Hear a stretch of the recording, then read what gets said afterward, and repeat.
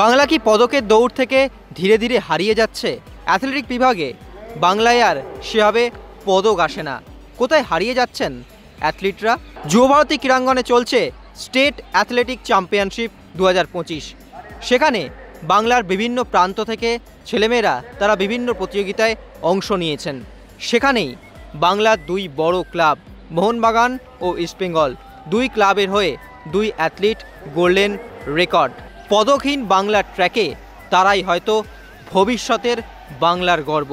100 metre দৌড়ে বাপি শেখের record ভাঙলেন সোদপুরের Rohan Ghosh. বাবা রঙের কাজ করেন, ছেলের চোখে দেশের হয়ে পদক জয়ের স্বপ্ন। প্রথমে নর্থ 24 প্রোগ্রামে খেলতাম, এখন রিসেন্ট 2 বছর ধরে মোহনবাগান ক্লাবে খেলছি।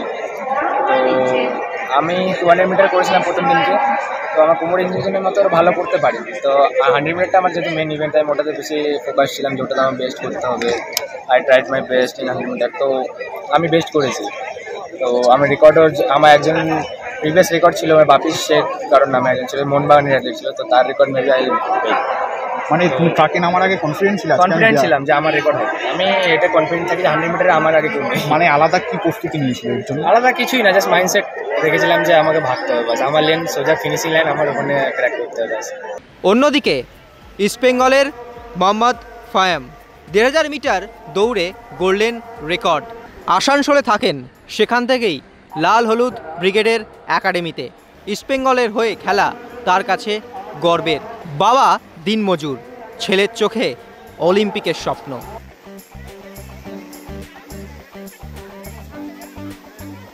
স্যার রেকর্ড তো কালকে হয়েছে, আজকে 800 মিটারে একটু কষ্ট হয়েছে, তারপরে কালকে যা ছুটেছি ওইটার মধ্যে রেকর্ড করার পর আজকে 800 মিটারে হিট করার পর টাইম পাইনি, তারপরে ফাইনাল করেছি। বাড়ি কোথায়? বাড়ি আসানসোল হচ্ছে। সেখান থেকে ইস্ট বেঙ্গলের সঙ্গে কীভাবে যোগাযোগ? আমি প্র্যাকটিস করি তারকেশ্বরে, আমাদের স্যার হচ্ছে না। আচ্ছা, বাড়িতে কে কে আছেন? বাড়িতে বাবা আছে, মা আছে, দিদি আছে, বড় দাদা আছে। বাড়িতে মা বাবা কি করে? বাবা ঠেলা চালায়। আচ্ছা আচ্ছা, তো মানে তার এত গরিব পরিবার, সেখান থেকে অ্যাথলিট হওয়ার স্বপ্ন মানে মানে সুবিধা হয়নি, মানে কতটা সাপোর্ট পেয়েছো? সাপোর্ট স্যার আমাদের একটা স্যার আছে আসানসোলে যে থাকে, পাইনধারে ক্লাব আছে, ওই সাপোর্ট করে আমাকে। আচ্ছা আচ্ছা, আর ফ্যামিলি থেকে? ফ্যামিলি থেকে কিছু সাপোর্ট হয়নি স্যার। আচ্ছা, এই জুতো জার্সি এগুলো কোথা থেকে পাও? স্যার আমাদের একটা ক্লাব আছে, ওই সাপোর্ট করে আমাকে। আচ্ছা আচ্ছা, মানে তোমার স্বপ্ন কি? আপনি একদিন স্যার অলিম্পিকে যেতে গোল্ড মেডেল আসবে sir. Next target? Next target sir এবার জুনিয়র ন্যাশনালটায় যদি সিলেকশন পাই তাহলে ওখানে মেডেল দিব, যদি 23-তে ওপেন ন্যাশনাল মেডেল যদি সিলেকশন পাই তাহলে ওখানে যাবো মেডেল দিব। জুনিয়র ন্যাশনাল কবে? জুনিয়র ন্যাশনাল মানে নভেম্বরে আছে। আচ্ছা, কোথায় হতে পারে? এই আপনার উড়িষ্যা।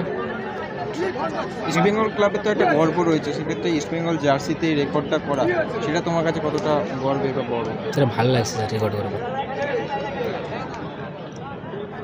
এই প্রথমবার ইস্ট বেঙ্গলের ক্লাবে ঢুকেছি, প্রথমবারই রেকর্ড হয়ে গেছে। এবার আগেবার নিজের রেকর্ডটা নিজের ব্রেক করবো স্যার। নেক্সট ইয়ারে নিজের রেকর্ড নিজেই ভেঙে দেবে? Yes sir. এই আত্মবিশ্বাস পাও কীভাবে? স্যার আছে স্যার, কোচ আছে পিছনে, এই জন্য পাচ্ছি স্যার। তোমার বয়স কত? স্যার এখন 19 চলছে। মানে অ্যাথলিট বাদ দিয়ে কি পড়াশোনা করা হয়? হ্যাঁ স্যার, 12 পেপার পাস হয়েছে, এবার কলেজে অ্যাডমিশন নেব। আচ্ছা, কোন কলেজ? অ্যাডমিশন নেব বিসি কলেজ আছে আসানসোলে। মানে 12-এর রেজাল্ট কেমন হয়?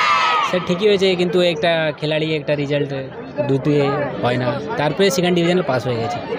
Extra time.